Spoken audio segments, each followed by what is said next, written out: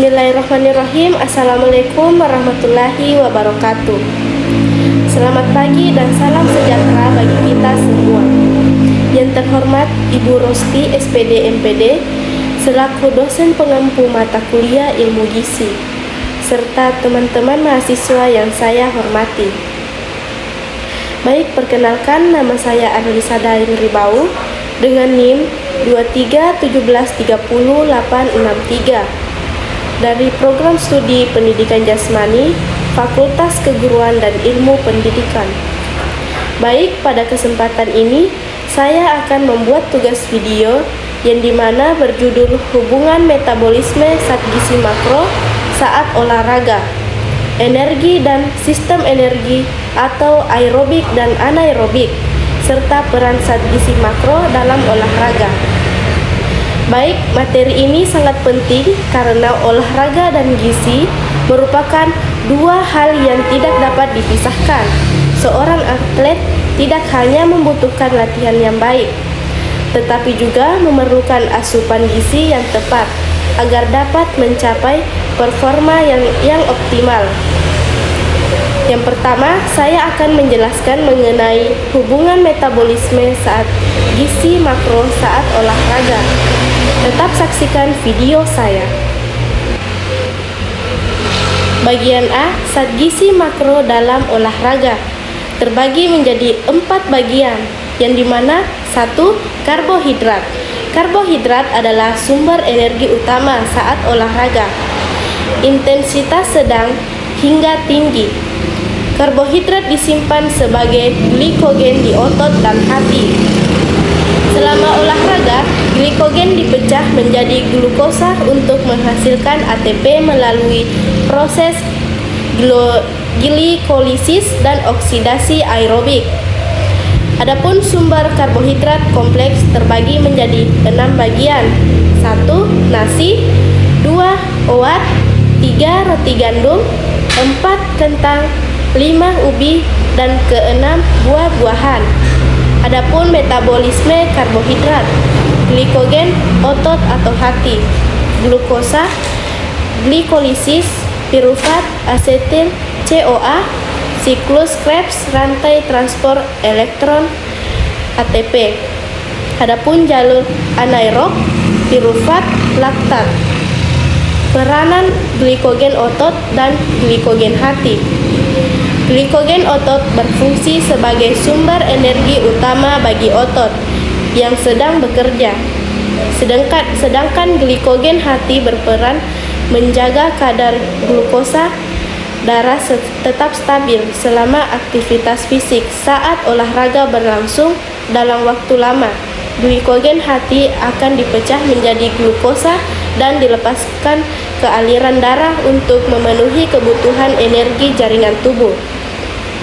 Atlet yang memiliki cadangan glikogen tinggi cenderung mampu mempertahankan performa lebih lama dibandingkan atlet dengan cadangan glikogen rendah. Adapun strategi karbohidrat loading. Karbohidrat loading merupakan metode meningkatkan simpanan glikogen otot beberapa hari sebelum pertandingan. Strategi ini umum digunakan oleh atlet maraton, triathlon, dan balap sepeda jarak jauh. Dengan meningkatkan konsumsi karbohidrat hingga 8-12 gram atau kg berat badan per hari, cadangan glikogen dapat meningkat, sehingga resiko kelelahan saat kompetisi menjadi lebih kecil. Adapun peran dalam olahraga, karbohidrat menyediakan energi cepat, terutama pada aktivitas intensitas tinggi seperti sprint. Yang kedua, lemak. Lemak menjadi sumber energi dominan pada aktivitas intensitas rendah dan durasi panjang.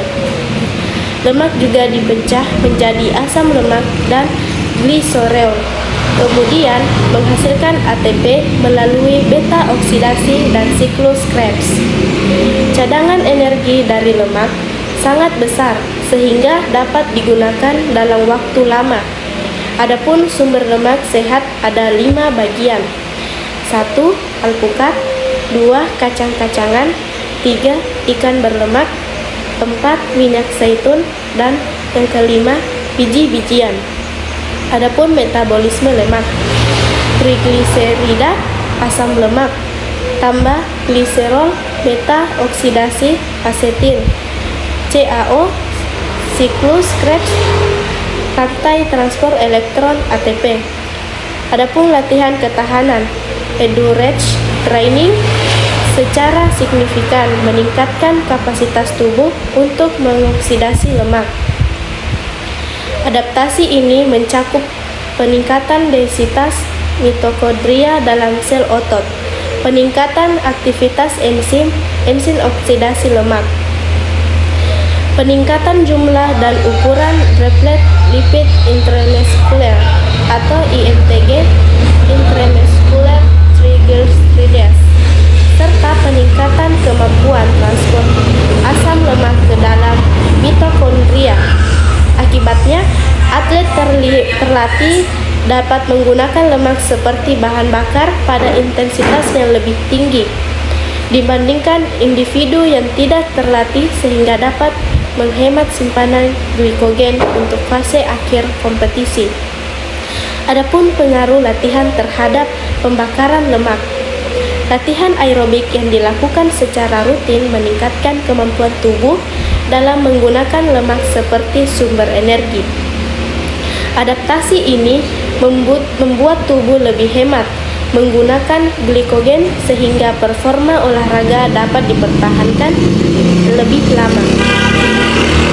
Atlet endurance umumnya memiliki kemampuan oksidasi lemak yang lebih baik dibandingkan individu biasa. Adapun peran dalam olahraga menjadi sumber energi utama pada olahraga endurance seperti bersepeda jarak jauh dan maraton. Yang ketiga, protein. Protein berperan dalam pembentukan dan perbaikan jaringan tubuh, khususnya otot. Protein juga dapat digunakan sebagai sumber energi ketika cadangan karbohidrat menurun. Atlet memerlukan asupan protein yang lebih tinggi untuk mendukung pertumbuhan massa otot. Adapun sumber protein berkualitas terbagi menjadi 6 bagian. 1. Daging tanpa lemak. 2. Ikan. Ketiga, telur. Dan 4. Susu. 5. Kedelai. Dan terakhir keenam, kacang-kacangan. Adapun metabolisme protein.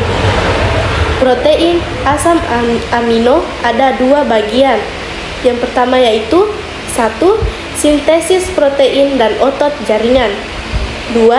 Deaminisasi asetil CaO atau intermediate siklus Krebs ATP, protein dan pemulihan otot. Setelah latihan berat, serat otot mengalami kerusakan mikro yang memerlukan perbaikan asupan protein berkualitas tinggi, membantu mempercepat proses regenerasi jaringan otot. Selain itu, protein juga berperan dalam pembentukan enzim, hormon, dan sistem imun yang mendukung proses adaptasi latihan. Selanjutnya, adapun peran dalam olahraga, membantu pembentukan dan perbaikan otot setelah latihan. 4. Interaksi zat gizi makro dalam olahraga. Ketiga zat gizi makro saling berinteraksi melalui mekanisme hormonal dan metabolik. Pemahaman tentang interaksi ini memiliki implikasi praktis yang penting bagi strategi nutrisi atlet. Misalnya, konsumsi karbohidrat sebelum dan selama olahraga dapat menghemat penggunaan protein sebagai sumber energi atau protein sparing effects, sehingga lebih banyak protein yang tersedia untuk fungsi struktural dan anabolik. Demikian pula konsumsi protein bersama karbohidrat pasca latihan terbukti lebih efektif dalam mendorong pemulihan dan sintesis protein otot dibandingkan konsumsi salah satunya. Selanjutnya, ada 3 zat gizi makro saling berinteraksi melalui mekanisme hormonal dan metabolik. Satu, karbohidrat menghemat penggunaan protein sebagai energi. Kedua, lemak menjadi sumber energi cadangan. Dan yang ketiga, kombinasi karbohidrat dan protein setelah latihan mempercepat pemulihan dan meningkatkan sintesis protein otot. Selanjutnya kita masuk ke materi bagian B. Energi dan sistem energi dalam olahraga terbagi menjadi 4 bagian. Yang pertama yaitu 1. Konsep dasar energi dalam olahraga. Energi untuk semua aktivitas seluler berasal dari ATP, yang dikenal sebagai mata uang energi tubuh. Reaksi ATP, ATP tambah H2O, ADP tambah PI tambah energi. Adapun sistem regenerasi ATP. 1. Sistem fosfagen ATP PCR. Kedua, sistem glikosis anaerobik. Ketiga, sistem oksidatif atau aerobik.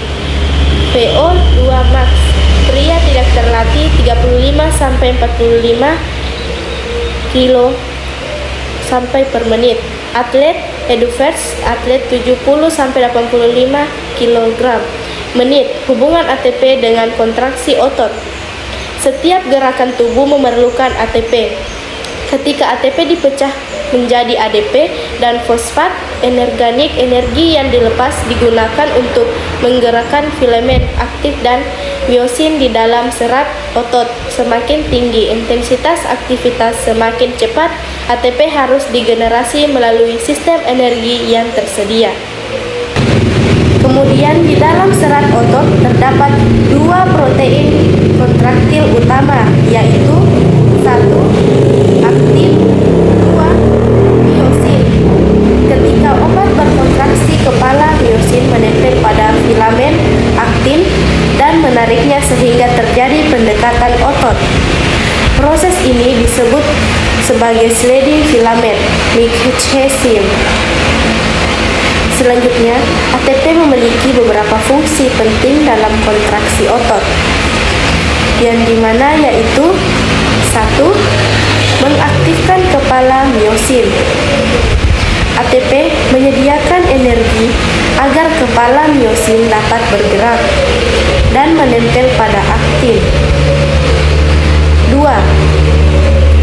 Menghasilkan gerakan latihan. Saat ATP dipecah menjadi ADP dan PI, energi yang dilepaskan digunakan untuk menarik filamen aktin sehingga terjadi kontraksi. Ketiga, melepaskan ikatan aktin atau miosin. ATP baru diperlukan untuk melepaskan kepala miosin dari aktin sehingga siklus kontraksi dapat berulang. 2. Sistem energi anaerobik. Bagian A, sistem fosfagen atau ATP PCR. Sistem energi paling cepat dan paling kuat, namun hanya bertahan sekitar 5-10 detik saja. Adapun reaksinya yaitu PCR tambah ADP, ATP tambah CR. Contoh aktivitasnya: 1. Sprint, 2. Angkat besi, 3. Lompat tinggi, dan keempat lempar lembing. Bagian B, sistem glikosis anaerobik. Mengurangi glukosa atau glikogen menjadi laktat tanpa memerlukan oksigen. Adapun reaksinya, glukosa atau glikogen pirufat, laktat. Contoh aktivitasnya: yang pertama ada renang 200 meter, kedua lari 400 sampai 800 meter, dan yang ketiga permainan olahraga intensitas tinggi. Adapun kelebihan dan kekurangan sistem anaerobik. Kelebihan sistem anaerobik adalah mampu menghasilkan energi dalam waktu sangat cepat, sehingga contoh untuk aktivitas eksplosif. Namun, sistem ini memiliki kapasitas terbatas dan menghasilkan akumulasi ion hidrogen yang menyebabkan kelebihan otot.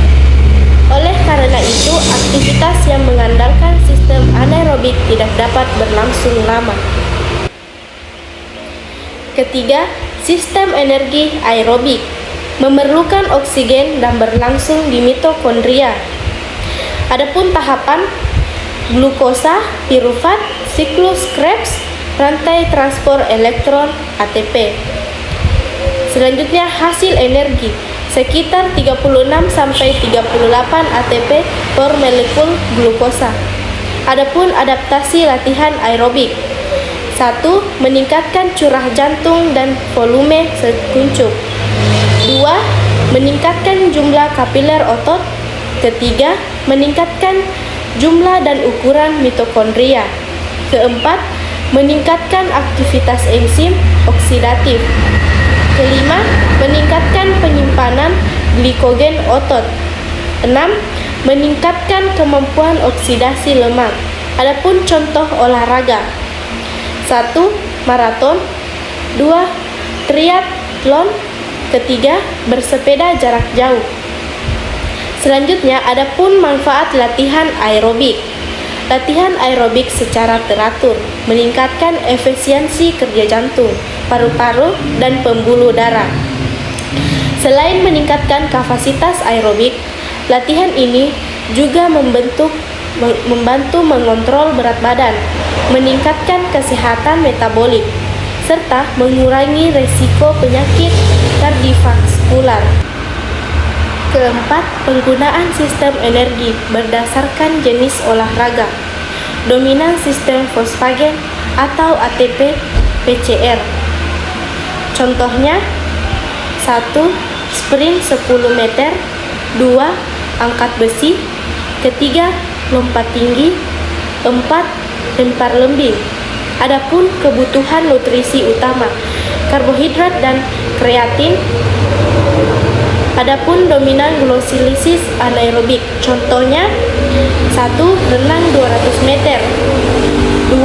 Lari 400 sampai 800 meter. Ketiga, olahraga tim intensitas tinggi.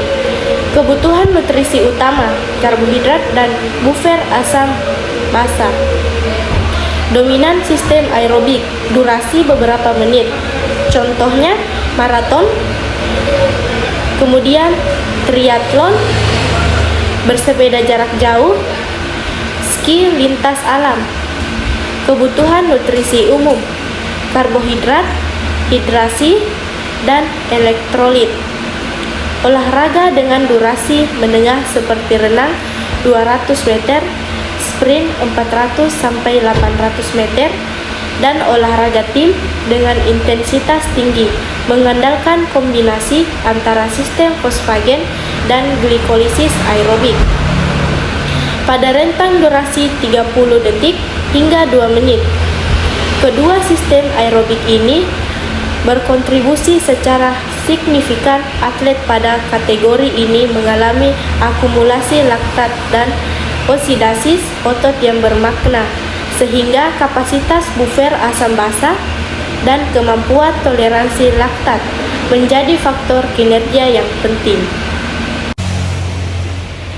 Selanjutnya kita masuk ke materi terakhir, yaitu peran zat gizi mikro dalam olahraga. Di sini terbagi menjadi 3 bagian. Yang pertama yaitu 1. Vitamin dan perannya. Adapun vitamin B kompleks berfungsi sebagai koenzim dalam metabolisme energi. Vitamin C berperan sebagai antioksidan, meningkatkan sistem imun, dan membantu sintesis kolagen.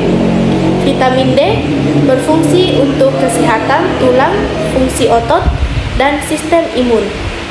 Vitamin E antioksidan yang melindungi membran sel dari kerusakan. Adapun sumber vitamin bagi atlet. Vitamin dapat diperoleh dari berbagai sumber makanan alami. Buah jeruk kaya vitamin C, susu dan ikan mengandung vitamin D. Sedangkan vitamin B kompleks banyak ditemukan pada daging, telur, kacang-kacangan, dan biji-bijian. Konsumsi makanan beragam menjadi cara terbaik untuk memenuhi kebutuhan vitamin atlet. Pentingnya vitamin bagi atlet. Aktivitas olahraga yang berat meningkatkan kebutuhan tubuh terhadap berbagai vitamin karena tubuh harus menghasilkan energi dalam jumlah besar.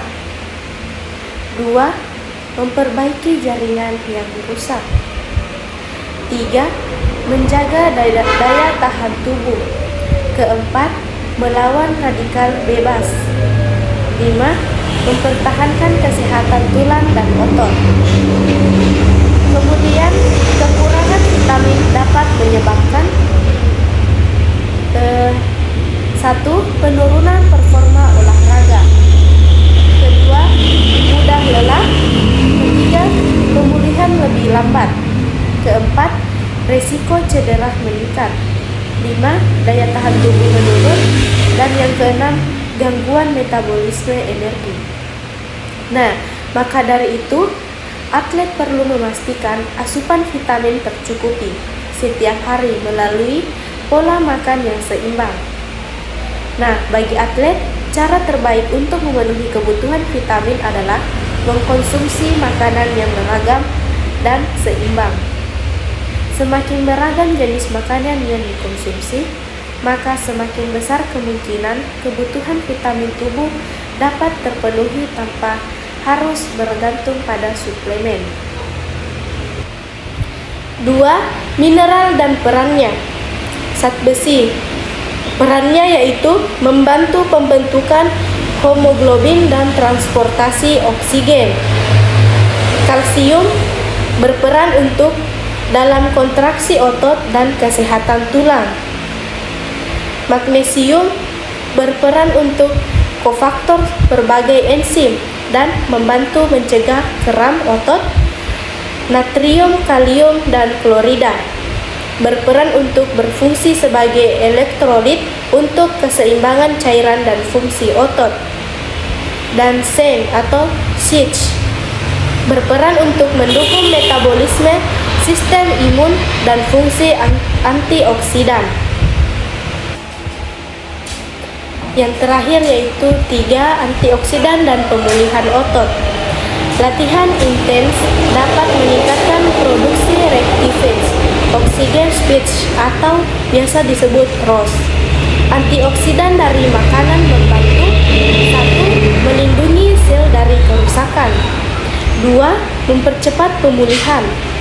3. Mengurangi peradangan.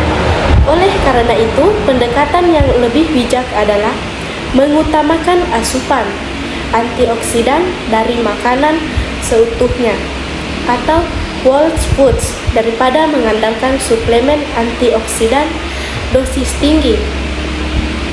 Selanjutnya, sumber antioksidan alami. Yang pertama, 1. Buah-buahan. 2. Sayuran. 3. Kacang-kacangan. 4. Biji-bijian.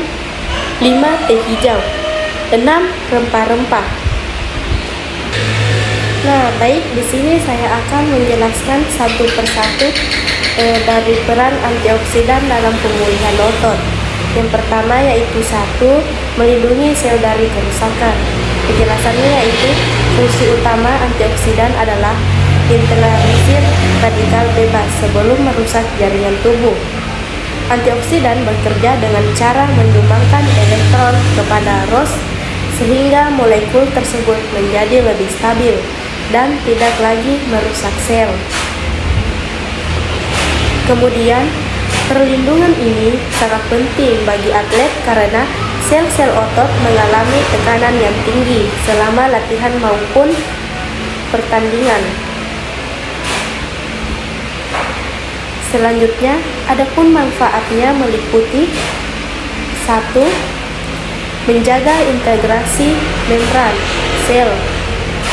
Kedua, melindungi protein otot dari kerusakan. Ketiga, menjaga fungsi mitokondria. Keempat, mempertahankan kualitas jaringan tubuh. Dengan berkurangnya kerusakan sel, proses pemulihan dapat berlangsung lebih cepat dan efektif. Penjelasan yang kedua yaitu mempercepat pemulihan setelah latihan.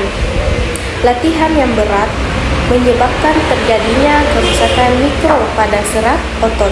Kerusakan ini merupakan bagian normal dari proses adaptasi latihan, tetapi membutuhkan waktu untuk diperbaiki.